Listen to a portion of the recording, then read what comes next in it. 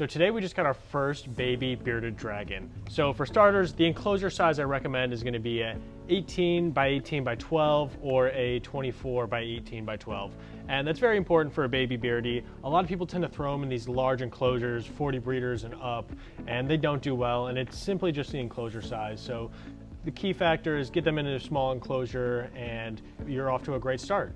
Now jumping straight into the setup, I like to use excavator clay. That allows me to seal all the slate rocks, all the driftwood and fake plants together, and it's a permanent seal too.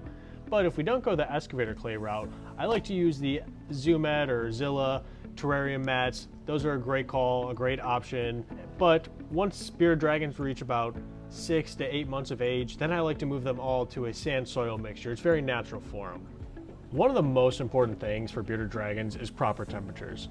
Bearded dragons like their basking spot anywhere from 105 to 115. You want to keep the ambient around 80, 82, and the cool side, I like to keep it 80 degrees. And then at night, lights are off, it cools down. You want a significant temperature change at night. That's very important for them. Coming from the desert, the humidity, I like to keep relatively low too. With a small water dish in your enclosure, you only have 20% humidity, maybe 30%. You don't want to creep too much higher than that. It's not too normal for them. So a low humidity, a high basking spot, and a warm ambient temperature, and you got yourself a happy bearded dragon.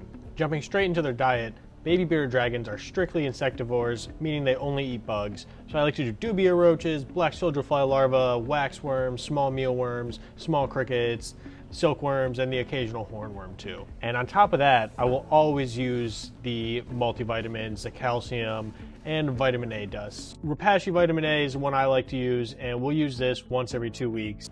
Repcal Herptovite, I will also use this once every 2 weeks. And Repcal Calcium with no D3, I will also use this every 2 weeks. And the reason we're not using D3 is because our lighting is going to be with UVB. So these guys, I like to use a Mega Ray that's heat and UVB, or you can use a simple basking bulb plus a strip UVB bulb, the 12 or 14%, depending on the height of the enclosure.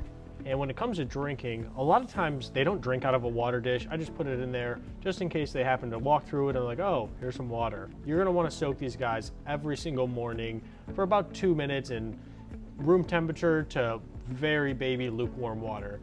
Now, when it comes to handling your baby bearded dragon, when you first take them home, I like to give them the first 2 weeks to really just adjust to their new setup.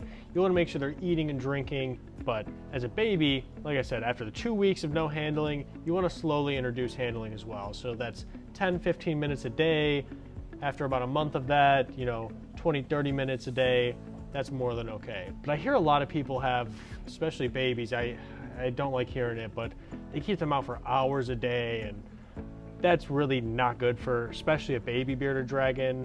They need to be breathing their hot air that's in their tank. That's super important for the respiratory system. So make sure when you handle him, you at least put him back in his tank throughout the day. If you're gonna want to take him out for more than an hour, he's got to be in his tank in between that time.